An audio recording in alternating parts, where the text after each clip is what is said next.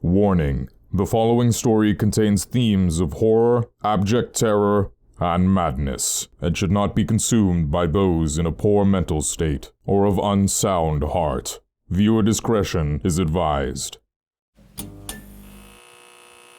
The Statement of Randolph Carter by H.P. Lovecraft. I repeat to you, gentlemen, that your inquisition is fruitless. Detain me here forever if you will. Confine or execute me if you must have a victim to propitiate the illusion you call justice. But I can say no more than I have said already. Everything that I can remember, I have told you with perfect candor. Nothing has been distorted or conceded, and if anything remains vague, it is only because of the dark cloud which has come over my mind. That cloud, and the nebulous nature of the horrors which brought it upon me. Again I say I do not know what has become of Harley Warren, though I think, almost hope, he is in a peaceful oblivion, if there be anywhere so blessed a thing.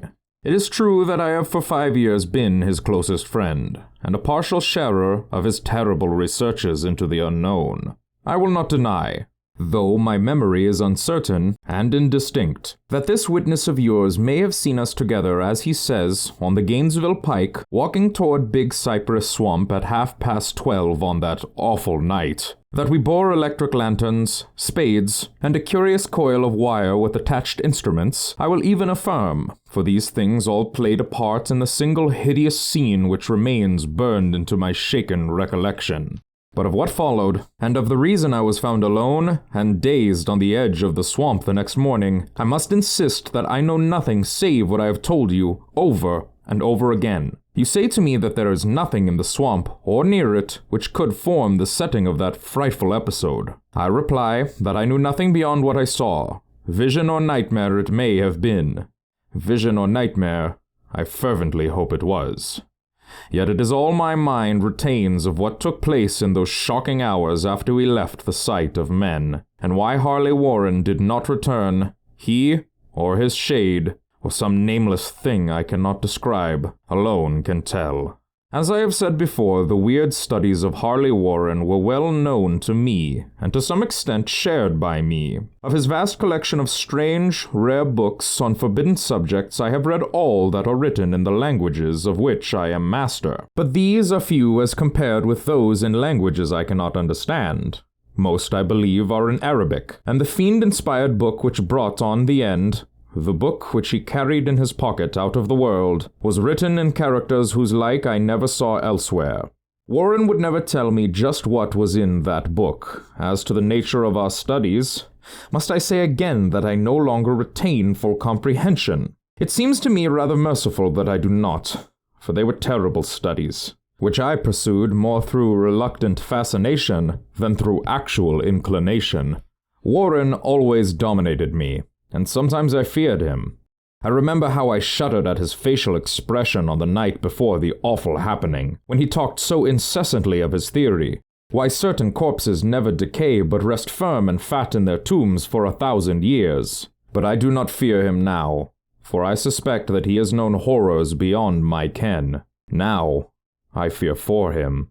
Once more I say that I have no clear idea of our objective on that night. Certainly, it had much to do with something in the book which Warren carried with him, that ancient book in undecipherable characters which had come to him from India a month before. But I swear I do not know what it was that we expected to find. Your witness says he saw us at 12:30 on the Gainesville Pike headed for the Big Cypress Swamp. This is probably true, but I have no distinct memory of it. The picture seared into my soul is of one scene only, and the hour must have been long after midnight, for a waning crescent moon was high in the vaporous heavens. The place was an ancient cemetery, so ancient that I trembled at the manifold signs of immemorial years. It was in a deep, damp hollow, overgrown with rank moss and curious creeping weeds, and filled with a vague stench which my idle fancy associated absurdly with rotting stone. On every hand were the signs of neglect and decrepitude, and I seemed haunted by the notion that Warren and I were the first living creatures to invade a lethal silence of centuries. Over the valley's rim, a wan, waning crescent moon peered through the noisome vapors that seemed to emanate from unheard-of catacombs, and by its feeble, wavering beams,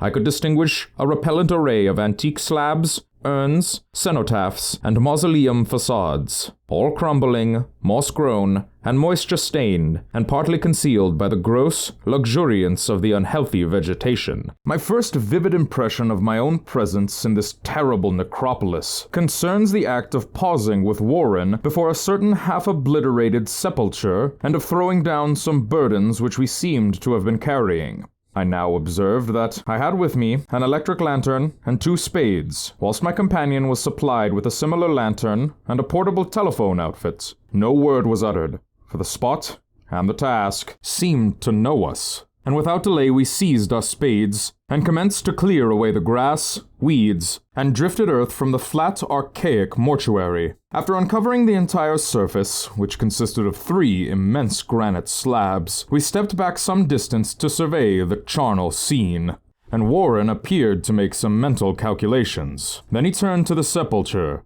and using his spade as a lever, sought to pry up the slab lying nearest to a stony ruin, which may have been a monument in its day. He did not succeed, and motioned to me to come to his assistance. Finally, our combined strength loosened the stone, which we raised and tipped to one side. The removal of the slab revealed a black aperture, from which rushed an effluence of miasmal gases so nauseous that we started back in horror. After an interval, however, we approached the pit again, and found the exhalations less unbearable. Our lanterns disclosed the top of a flight of stone steps, dripping with some detestable ichor of the inner earth, and bordered by moist walls encrusted with nitre. And now, for the first time, my memory records verbal discourse, Warren addressing me at length in his mellow tenor voice, a voice singularly unperturbed by our awesome surroundings. "I'm sorry to have to ask you to stay on the surface," he said, "but it would be a crime to let anyone with your frail nerves go down there. You can't imagine, even from what you have read and from what I've told you, the things I shall have to see and do. It's fiendish work, Carter, and I doubt if any man without ironclad sensibilities could ever see it through and come up alive and sane. I don't wish to offend you, and heavens know I'd be glad enough to have you with me, but the responsibility is in a certain sense mine, and I couldn't drag a bundle of nerves down like you to probable death or madness. I'll tell you, you can't imagine what the thing is really like, but I promise to keep you informed over the telephone of my every move. You see, I've enough wire here to reach to the center of the earth and back." I can still hear, in memory, those coolly spoken words, and I can still remember my remonstrances. I seemed desperately anxious to accompany my friend into those sepulchral depths, yet he proved inflexibly obdurate. At one time he threatened to abandon the expedition if I remained insistent, a threat which would prove effective, since he alone held the key to the thing. All this I can still remember, though I no longer know what manner of thing we sought. After he had obtained my reluctant acquiescence in his design, Warren picked up the reel of wire and adjusted the instruments. At his nod, I took one of the latter and seated myself upon an age-discolored gravestone close by the newly uncovered aperture. Then he shook my hand, shouldered the coil of wire, and disappeared within that indescribable ossuary. For a minute, I kept sight of the glow of his lantern, and heard the rustle of the wire as he laid it down after him. But the glow soon disappeared abruptly, as if a turn in the stone staircase had been encountered, and the sound died away almost as quickly. I was alone, yet bound to the unknown depths by those magic strands whose insulated surface lay green beneath the struggling beams of that waning crescent moon. I constantly consulted my watch by the light of my electric lantern, and listened with feverish anxiety at the receiver of the telephone, but for more than a quarter of an hour, heard nothing. Then, a faint clicking came from the instrument, and I called down to my friend in a tense voice. Apprehensive as I was nevertheless unprepared for the words which came up from that uncanny vault, in accents more alarmed and quivering than any I had heard before from Harley Warren. He who had so calmly left me a little while previously, now called from below, in a shaky whisper, more portentous than the loudest shriek. "God, if you could see what I'm seeing." I could not answer. Speechless, I could only wait. Then came the frenzied tones again. "Carter, It's terrible, monstrous, unbelievable. This time, my voice did not fail me, and I poured into the transmitter a flood of excited questions. Terrified, I continued to repeat, "Warren, what is it? What is it?" Once more came the voice of my friend, still hoarse with fear, and now, apparently tinged with despair. I can't tell you, Carter. It's too utterly beyond thought. I dare not tell you. No man could know it and live. Great God, I never dreamed of this. Stillness again, save for now my incoherent torrent of shuddering inquiry. Then the voice of Warren, in a pitch of wilder consternation. Carter, for the love of God, put back the slab and get out of this if you can. Quick, leave everything else and make for the outside. It's your only chance. Do as I say and don't ask me to explain. I heard, yet was able only to repeat my frantic questions.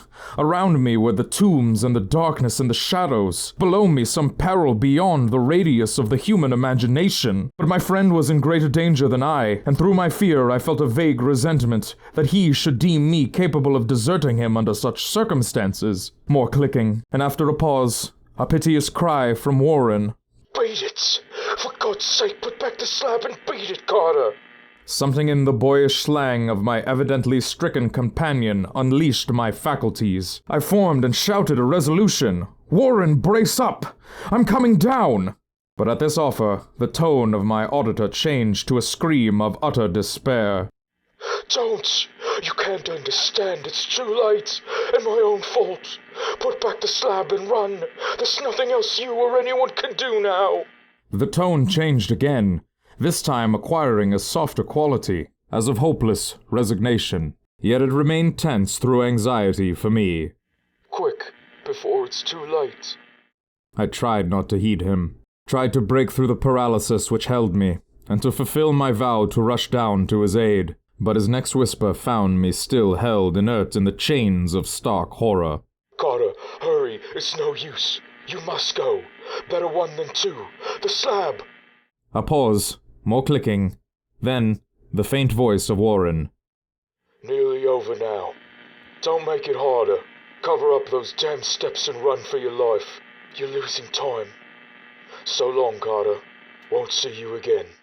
Here Warren's whispers swelled into a cry that gradually rose to a shriek, fraught with all the horror of the ages. Curse these hellish things!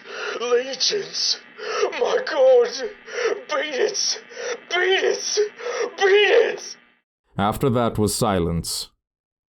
I know not how many interminable eons I sat stupefied, whispering, muttering, calling, screaming into that telephone. Over and over again through those eons I whispered and muttered, called, shouted, and screamed, "Warren! Warren! Answer me, are you there?" And then there came to me the crowning horror of all, the unbelievable, unthinkable, almost unmentionable thing. I have said that eons seemed to elapse after Warren shrieked forth his last despairing warning, and that only my own cries now brought the hideous silence.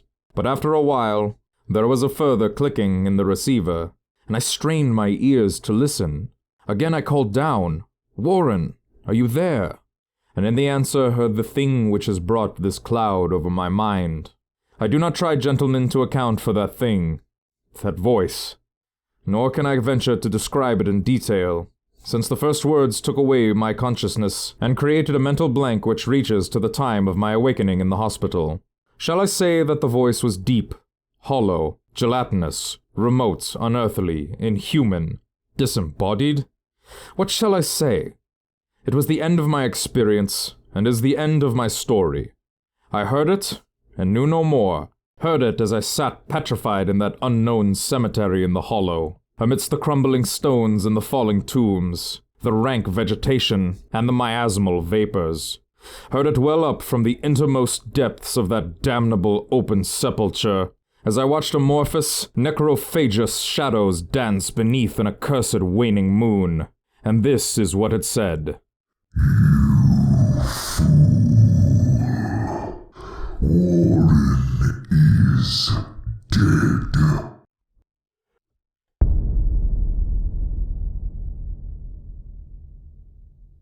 This story really encapsulates all of the themes that make H.P. Lovecraft's work his own, and why he is such an influential and unique horror writer, even to this day. Although his work is exceptionally old and influential by today's standards, few can accurately recreate the themes depicted in his works, particularly shown here. Dealing with horrors so unspeakably vile that they drive men to madness, insanity, and amnesia, H.P. supplies us with just enough, and not too much, to set a perfect horror landscape. In a world where many horror movies are saturated with overly produced computer-generated graphics, smaller or more creative horror productions have gone with a show, don't tell approach. Lovecraft takes that a step further and neither shows nor tells. Simply by painting the environment's visuals and having the whole story framed as an eyewitness account, Lovecraft manages to give us so little, yet so much at the same time. He does what in my opinion is one of the best things a horror writer can do. He provides the spark of imagination, and from that spark will erupt a wildfire in your head, provided with answers that only further give us more and more questions. This is what makes his work so unique and such a joy to read. A single snapshot painting, providing a doorway into a whole world of untold possibilities. Lovecraft knows how to engage and disturb using the reader's imagination. Horror, at its core, is all about the mystery, the fear of the unknown. It's hard to be afraid of something that you understand so well. It's a challenge to shake in terror when you know all the answers, and difficult to be perturbed by something that you saw coming. And this is one of the many reasons why I am such a great fan of his work. He gives you so much while using very little. If you're interested in hearing more of Lovecraft's stories, check out my recording of Dagon, which I've linked on screen.